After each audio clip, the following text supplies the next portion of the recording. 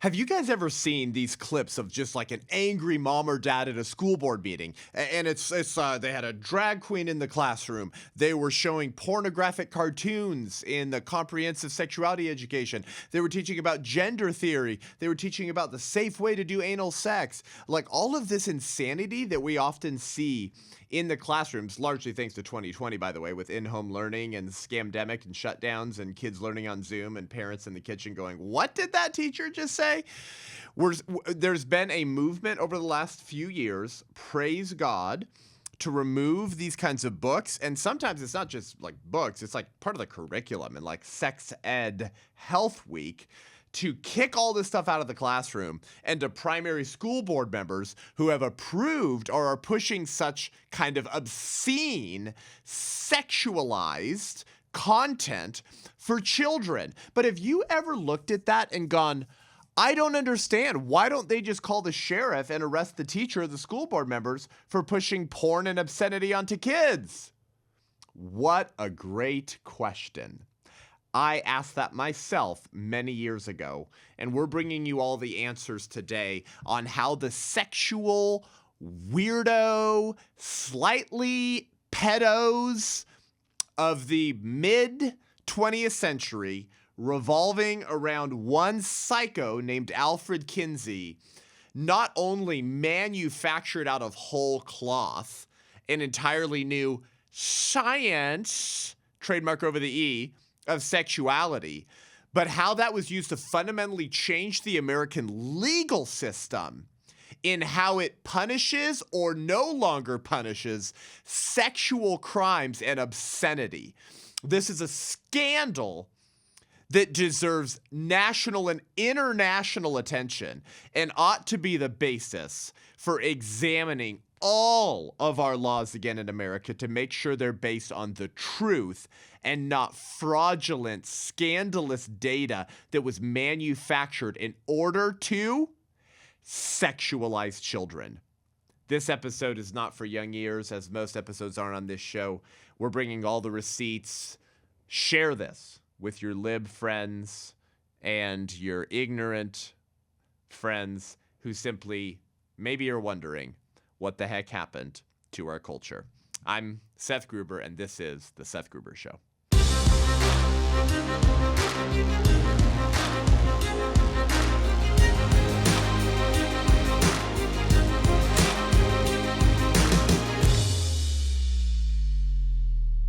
Well, welcome back to the show today, guys. We have talked a lot on this show before about the history behind comprehensive sexuality education, CSE. And when we talk about this, we're not talking about the birds and the bees, okay? We're not talking about like, here's how human reproduction takes place. Okay, anyone who thinks that that is what comprehensive sexuality education is lying to you or is an idiot, okay? That's never been what comprehensive sexuality education is, although CSE today is in many cases the norm. In many, certainly blue and purple states and districts around the country, and even in Republican red states where the left has snuck in this obscene, disgusting kind of curriculum. We've talked about the history behind this before on the show. If you've seen the movie or read my book, The 1916 Project, you'll know a little bit about that history, how Mary Calderon, Planned Parenthood's medical director, founded SECUS with seed money provided by Hugh Hefner in 1964, with the first board member of SECUS being Wardell Pomeroy, who was one of Alfred Kinsey's many gay lovers. Wardell Pomeroy, who was described by Time magazine as part of the pro-incest movement, the pro-incest lobby. This gentleman, Wardell Pomeroy, one of Kinsey's chief sex researchers, and later actually took a leadership role at the Kinsey Institute after Alfred Kinsey died. So that SECUS, launched in 1964, they became the architect of comprehensive sexuality education. And guess where SECUS was launched? Where was SECUS launched? at the Kinsey Institute at Indiana University. It was called the Institute for Sex Research before Alfred Kinsey died. Okay. That's sort of the beginnings of what became comprehensive sexuality education. Although the trail had been blazed for the transformation of education long before, at least going back to the 40s at the very least, with the publication of Kinsey's first book, Sexuality and the Human Male, and then the publication of his second book, which was the same year Playboy was founded. I think it was 1954. Sexual behavior in the human female. But his Kinsey report, his male volume in the 40s, laid the groundwork for the transformation of sexuality education, okay? And the insistence that such education be in the public schools in the first place. Why? Because of this new science. This is how Kinsey and his colleagues were celebrated as the pioneers of a new sexual science, revealing facts and data we never knew about the sexuality of human beings. Of course, all of it was fraudulent. We've talked about this before on the show. Now, why is all of this significant, though? Because Kinsey and his allies put out the headlines, put out reports that argued that most American men, including American married men, are engaging in sexual behaviors that at that time would have landed them in prison, that were against the law. And the same thing they said was true of women. When he published his Sexual Behavior in the Human Female book, he argued that most women are engaging in types of sexual behavior and decisions that are against the law at that time that would land them in prison. So he argued that the majority, in some cases he argued 80 to 90% of American men and women were engaging in illegal forms of sexual behavior. I'll tell you how it's all fraudulent in a second. So the argument being that well, obviously, unless you want to throw your brother, your sister, your dad, your aunt, your uncle, and your grandpa in prison, we need to change the laws. We need to change that. We have to eliminate laws against certain taboos and sexual behaviors. Or we have to eliminate them or decrease penalties against these behaviors, or we're going to have to throw, 85% of American citizens in prison tomorrow. Do you really want to do that, America? That was Kinsey's message to America. And this altered the culture. If you grow up as a teenager in high school, as a college student, and you're told that virtually everyone you know is engaging in forms of bestiality, homosexual sex, thruples, and cheating on their spouse, and you're not a Christian and you don't have a foundational religious belief that informs you how to live and make moral decisions, how much more likely is it that you're going to engage in similar or identical behaviors? Okay? I mean, it's just the herd phenomenon, right? Everyone's doing that. And I like so-and-so and Frank and Bob and Sally and Jim, and they seem like great people. Wow. Oh, my gosh, all my friends are doing that? Okay.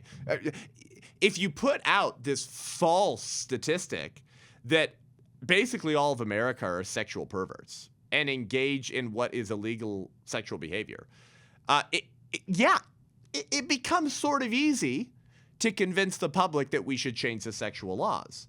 The reality is that all of that was bunk. All of that was horse manure. None of that was true.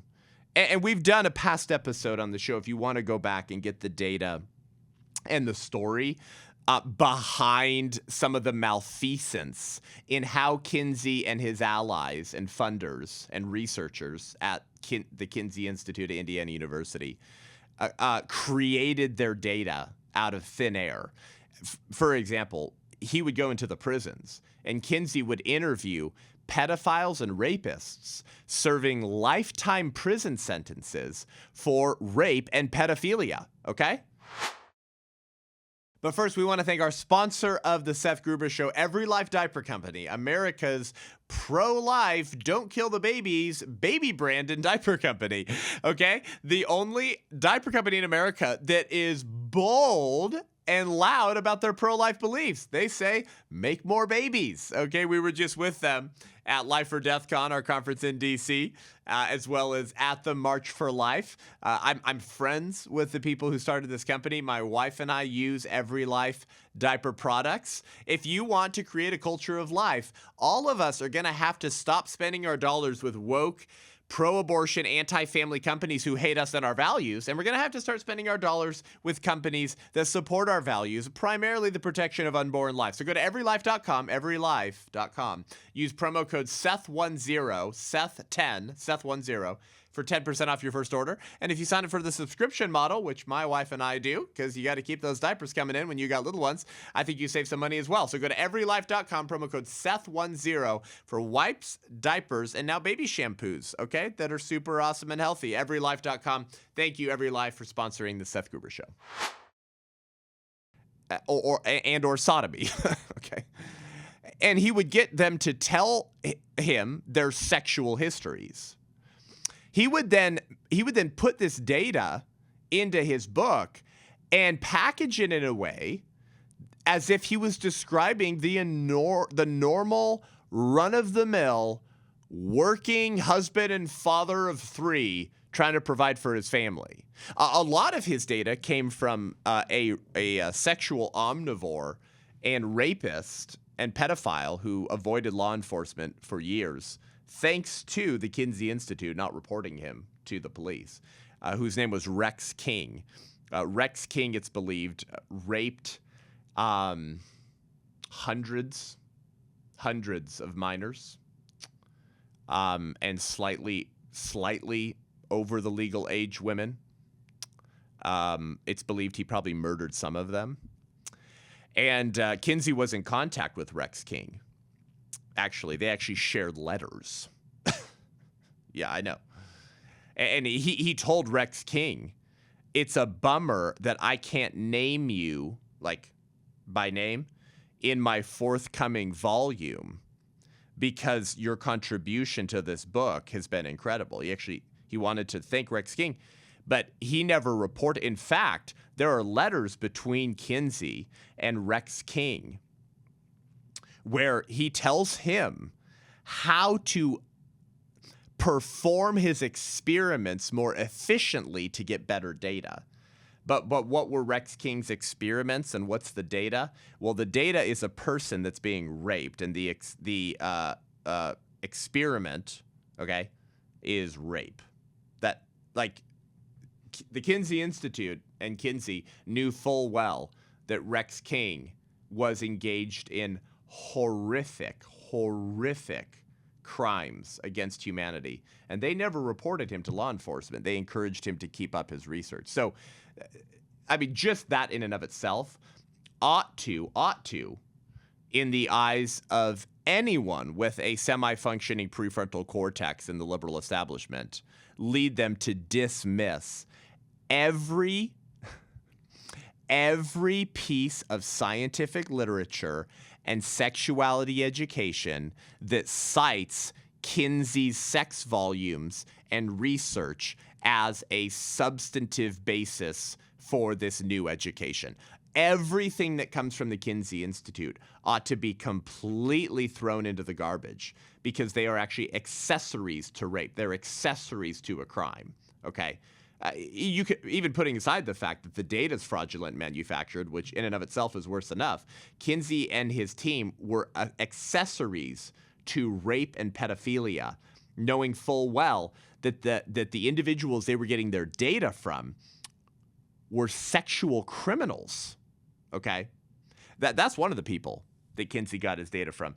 And when you read Kinsey's sexual behavior in the human male, it sounds like the data he's describing is coming from hundreds and hundreds and hundreds of men, when almost all of it came from Rex King, from one man, one of the most insane sexual rapists and criminals of that era. So these are just a few examples of how the data was manipulated and how it was packaged to mislead and deceive the public, that the numbers and the sexual histories they were reading about were representative of the American public rather than fraudulent and based on sexual psychopaths, okay? That's a summary for you, okay? Including Dr. Fritz von Balusek, the Nazi child rapist who raped and sodomized his own children and ran a concentration camp in Jezdro, Poland, where he forced Jewish children to choose between him or the gas chambers. Yeah, he was also in contact with that guy. And Dr. Balusek was sending Kinsey his sexual histories, meaning journal entries of his rape and sodomizing of minors. That's also where Kinsey got some of his data.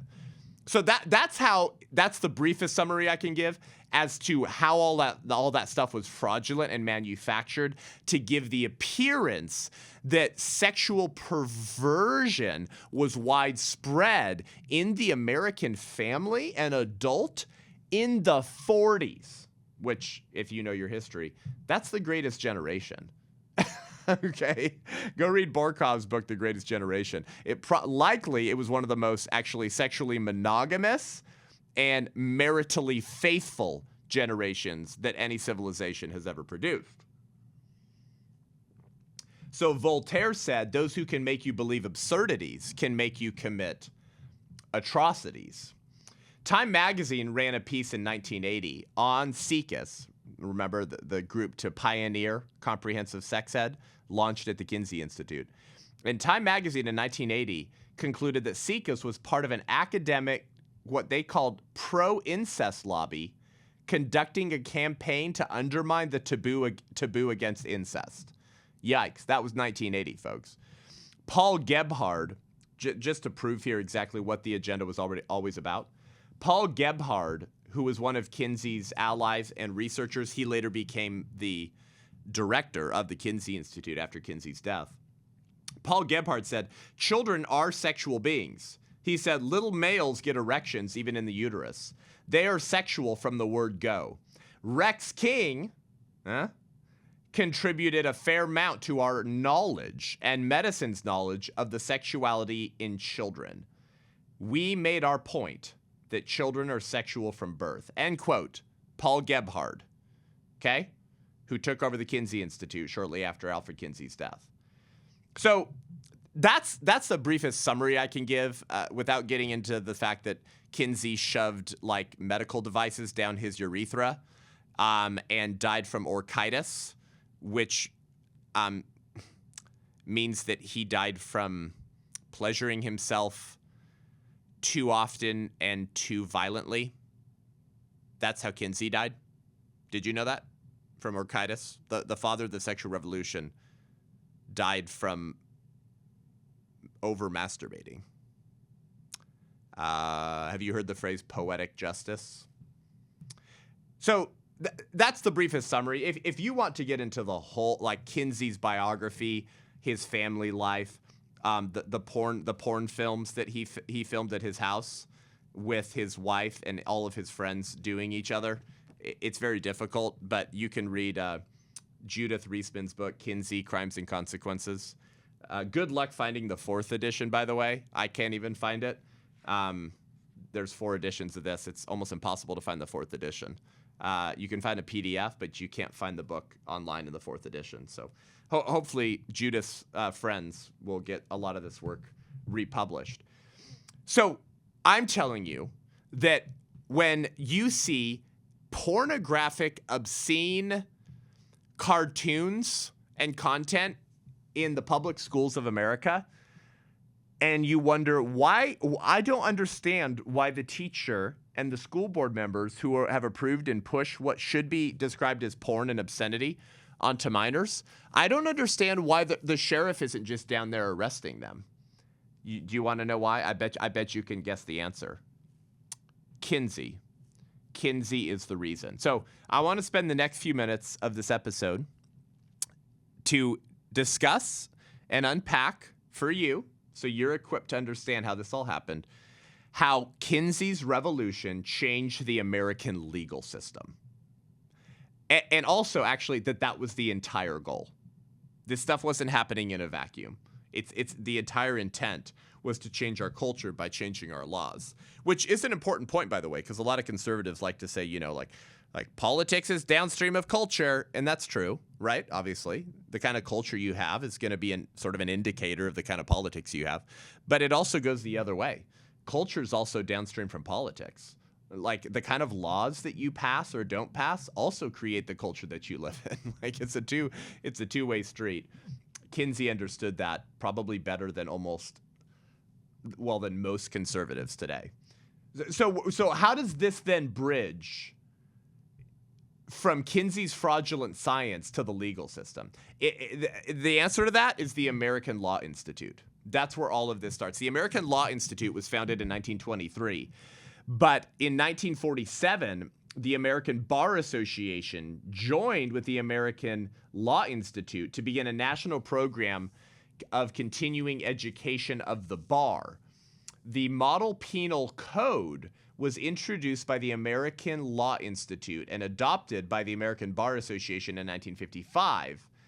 And this was a key point that led to the altering of our nation's sex crime statutes state by state. It was the Rockefeller Foundation in 1950 who made a very large grant or gift to the American Law Institute that brought the Model Penal Code back to life again, okay? Because the American Law Institute had initially crafted a mission statement for the Model Penal Code back in 1923. They said it was to promote the clarification and simplification of the law, to better adapt law to contemporary social needs, to achieve agreement among lawyers on the fundamental principles of common law, and to correct legal uncertainty and complexity. It sounds like a lot of gobbledygook that doesn't really explain exactly what they were trying to do. But the American Law Institute's Model Penal Code was resuscitated or revived in 1950 thanks to the Rockefellers. The Rockefellers have funded so much junk over the last century. Abortion, eugenics, depopulation methods, the porn, that itself almost deserves a whole documentary, like the Rockefellers family's influence on American culture for the worse. So the Model Penal Code becomes this new way to interpret the law with a specific intent of eliminating and decreasing penalties for sexual crimes. According to Kinsey's biographer, Jonathan Gathorne Hardy, he writes, the American Law Institute's Model Penal Code of 1955 is virtually a Kinsey document. At one point, Kinsey is cited 6 times in 12 pages. 6 times in 12 pages in the Model Penal Code. The new code's sex law reform was based overwhelmingly on Kinsey's data and would eventually undermine protections for marriage. Now, this is interesting. At the time the American Law Institute's Model Penal Code was being developed, there was actually growing public outcry in demanding for tightening laws around what's called sexual psychopathic laws, not loosening them. But the Model Penal Code was designed and written specifically to loosen restrictions, to loosen and lessen penalties for the crimes of, we're going to go through a whole list right now of exactly what laws were softened or eliminated due to Kinsey's new science that came from rapists and pedophiles in prison or in the Third Reich, whose behaviors were packaged to make it sound like your Uncle Bob next door is making these same sexual decisions. Morris Plaskow is a very significant figure in the academic revolutionary left of this era, and one of the revolutionaries who made it his goal to use Kinsey science to change the American legal landscape. Morris Plaskow was one of the authors of the Model Penal Code developed by the American Law Institute. And he argued, based on Kinsey's findings, he said that, quote, when a total cleanup of sex offenders is demanded, it is in effect a proposal to put 95% of the male population in jail. End quote. Didn't I tell you? Don't trust me. Trust Kinsey's friend and the author of the Model Penal Code, who said, based off of Kinsey's findings, which is super scientific and there's no flaws whatsoever in his data, that when people say we need to clean up and arrest all the sex offenders, that's actually a proposal to put 95% of men in jail. Except it's all bunk. It's all horse manure. The type of sexual behavior that Kinsey claimed most American men were engaged in, they were not. Okay? He took the most sexually permissive, licentious, and criminal individuals in America and made it seem like that's what everyone was doing. I've talked before on the show about Alan Guttmacher because Alan Guttmacher was the president of Planned Parenthood after Margaret Sanger died.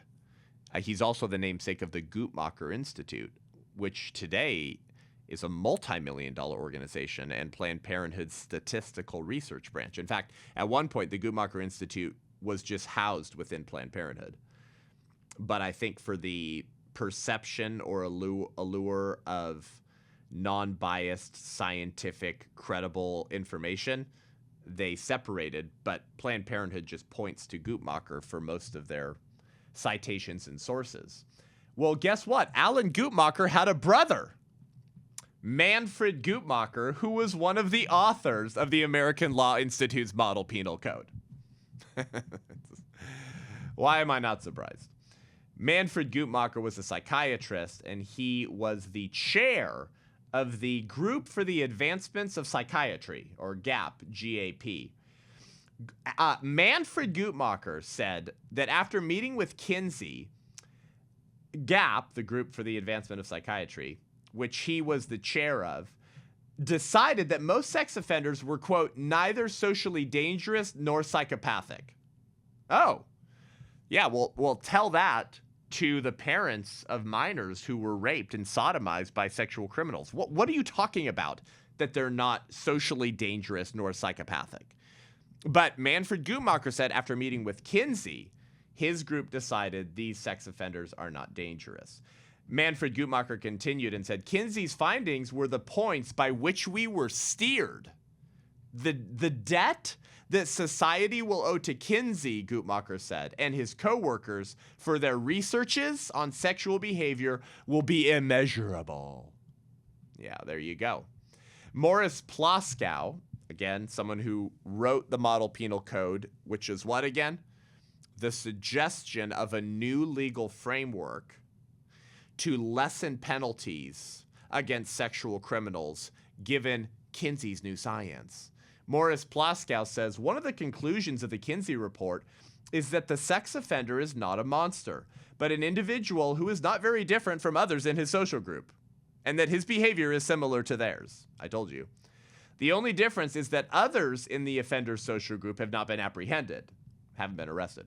He says this recognition that there is nothing very shocking or abnormal in the sex offender's behavior should lead to other changes in sex legislation. In the first place, it should lead to a downward revision of the penalties presently imposed on sex offenders, end quote. Guys, that's one of the authors of the Model Penal Code. Obviously, a little bit of confirmation bias there. But what does he say? He says it was Kinsey's report that the sex offender is not a monster. And why is he not a monster? Because if he's a monster, everyone's a monster. And since everyone's a monster, no one's a monster. Because we don't want to throw all of our loved ones in jail because they're all doing this behavior anyways.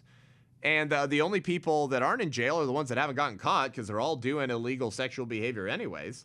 And his last line is, this should lead to a downward revision of the penalties presently imposed on sex offenders. That was the whole point. The whole point of Kinsey's science, of Kinsey's revolution, of Kinsey's campaign was to make it okay to have sex with kids. That's it. and to make all this stuff normal and to remove the penalties against those who break the law. Kinsey's lies, dressed up in scientific inquiry, quickly created a movement to change laws in America that previously protected marriage, women, and children by imposing harsh penalties on sex crimes. Oh my gosh, what? It really is that simple, right? Okay, what you allow or don't punish, you get more of. This is not complex. Like anyone who's a semi-decent parent understands this, right? We've all seen, right, the family at a restaurant with the spoiled brat kid who screams and screams, and then the parent just gives them what they want, and they just give in every time. And you've seen those, right? And you're looking at them like, well, you're going to get a lot more of that behavior from your kid. It's okay. But politics is parenting on a larger level. Okay, I'm sorry, but we need boundaries. We need borders. We need taboos. We need standards as human beings, because we're pretty bad, actually. In our human nature, we're pretty screwed up. Okay, like humans are not essentially or fundamentally good. They're really rotten. Okay, and we need to have laws that disincentivize evil behavior, particularly when it pertains to weird sex stuff and the targeting of children. Okay, and we need laws that encourage the good. But if you don't have laws that punish this kind of behavior, you're just going to get more of it. I can't believe that we have to explain this to people today. So guess what? 4 books were immediately released and published following the publication of Kinsey's book, Sexual Behavior in the Human Male, okay, which was his book in 44 that said all that sexual behavior was normal in every American dude. And 4 books came out immediately, within months following Kinsey's report. The first one was called Sex Habits of American Men, a symposium on the Kinsey report by Albert Deutsch, who thanked Kinsey in the book for all the hours Kinsey spent discussing the book. Oh, wow. It's almost like they're friends. The second book was called The Ethics of Sexual Acts by René Guyon. Guyon received early manuscripts of Kinsey's book before it was published. Oh, and it turned out René Guyon turned out that, he was a pedophile, actually. Number 3 was called About the Kinsey Report by Donald Geddes and Ennis Curie. And the 4th book was called American Sexual Behavior in the Kinsey Report by David Loth and Morris Ernst. The thing that's interesting about Morris Ernst is he was an ACLU attorney for both Kinsey, Planned Parenthood, and SIECUS. He couldn't have been more blinded by bias. He was Kinsey's lawyer and Planned Parenthood's lawyer and SIECUS's lawyer, who wrote a book months after Kinsey's Sexual Behavior in the Human Male. Morris Ernst has advocated for legalizing adultery, obscenity, and abortion throughout his entire career, as well as Kinsey's transformation of sex laws. Here's what Morris Ernst writes. He says, "Let me mention a few items on which law must say thank you to Kinsey. On which law must say thank you to Kinsey." Okay, have I overstated my point yet? He says, "Our laws have attempted to abolish all sexual outlets except marital intercourse." Amen. Including sodomy and seduction. He says 44 states have laws against adultery, yet the Kinsey report may well show that 1/3 of all husbands are committing adultery. Those who are concerned with juvenile delinquency, treatment of homosexuals, and the frightening attitudes of our penal institutions will have a glimmer of what the Kinsey report will do to the stream of law. I mean, these are Kinsey's friends and lawyers, okay? Board members and donors all saying, yeah. The whole Kinsey report, the whole thing, it was about changing the American legal system, which is why those school board members and teachers pushing SIECUS's and Planned Parenthood's obscenity and porn onto children are not arrested. We're getting to the answer to that question in just one second. Morris Ernst continues and says, virtually every page of the Kinsey report touches on some section of the legal code. A reminder that the law, like our social patterns, falls lamentably short of being based on a knowledge of facts. So with the American Law Institute's new model penal code proposed and the 4 books published shortly after Kinsey's report that I just mentioned, the legal profession and the state legislatures began to gradually ignore lighten, or repeal 52 different sex-related crimes. Guess what? All 52 of those sex-related crimes were listed in Morris Ernst's book, American Sexual Behavior in the Kinsey Report. They included them in their book as the laws that they would like to see decreased or eliminated.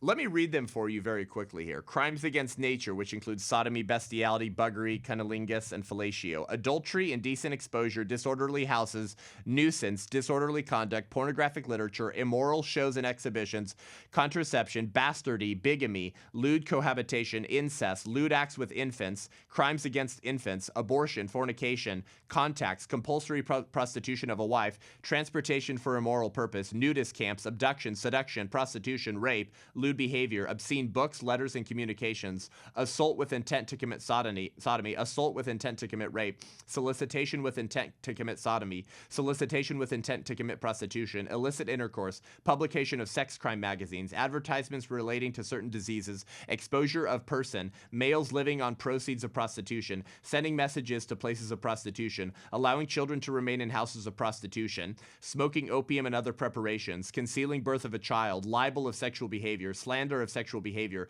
compulsory prostitution by parents of children, miscegenation, and obscene language.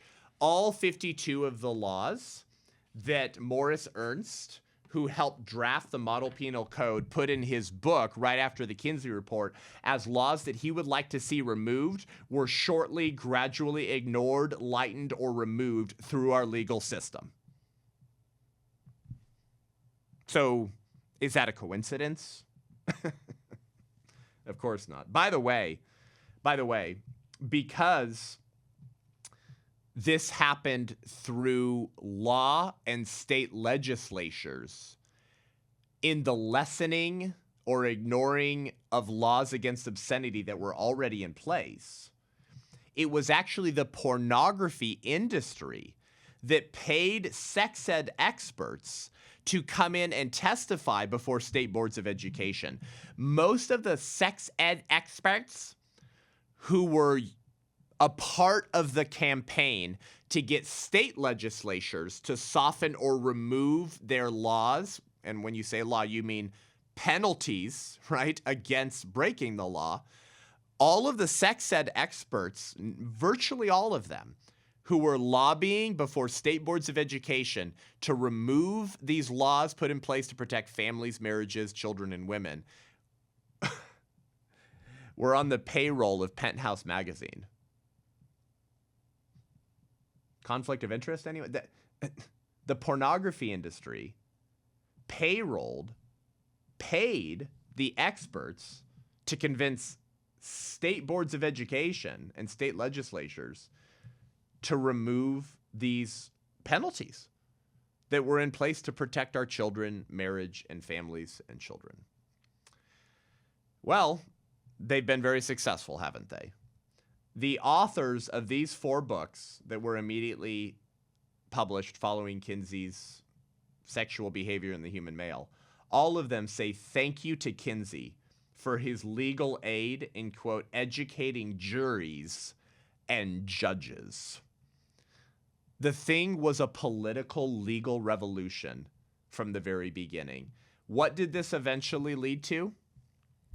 38 states in America have obscenity exemption laws, meaning what was previously defined as obscene and illegal, and if I showed that book or curriculum to your children when you had me over for dinner, you could call the police and have me arrested. Take the same booklet or sex ed curriculum and put it in a public school classroom. It's now changed locations, and the context is now for educational purposes. So what is porn when it's in your living room is educational when it's in the public classroom. And that is what obscenity exemption laws are. That's why school board members and teachers around this country are not arrested for exposing minors to pornography and obscenity because of obscenity exemption laws. How strategic and cunning of the secular, sexualized, pedophilic left, huh? that by moving a physical location of porn, it becomes educational. That is the rotten fruit of the sexual revolution. That's what is allowing children to be sexualized. That's some of what allows, by the way, a drag queen to come into a public classroom. Where if he was dancing up on your kid at the park, he'd be arrested, but in the classroom, dressed in lingerie and reading a book with his crotch open. That's, I guess, sorry, it's educational. Sorry, it's part of our sexuality training. What led to the insanity of obscenity exemption laws? The long walk through the institutions that was based off of interviews with pedophiles, rapists, Nazi concentration camp sodomizers whose sexual histories were packaged by Kinsey to make it sound like this is what every American male was doing. So let's change the laws lest we have to throw 95% of the population in prison.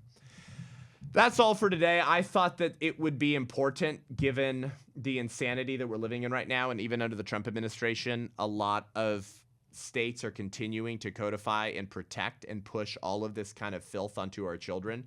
You need to understand how all this happened. If you want to know more, read Judith Reisman's book, Kinsey, Crimes and Consequences. Guys, head on over to iTunes, Spotify, YouTube. Give the show a rating and review. Let us know what you think, okay? Will you share this? My goodness. Like, what if like, the normal American voter, who's like usually a pretty low information voter, what if they knew? Can you imagine if every like American voter listened to this episode? Oh my gosh, right? Come on, let's change the culture. Send the episode to someone, and then go to Rumble and subscribe in case YouTube overlords at Google ever digitally assassinate me. And guess what? The 1916 Project is available for pre-order DVD. I know everyone's been wanting to watch it. The 1916project.com. or thewhiterose.live. Get your pre-order copy of the 1916 Project DVD, and we're discussing our distribution strategy with distributors now. So that will be announced soon.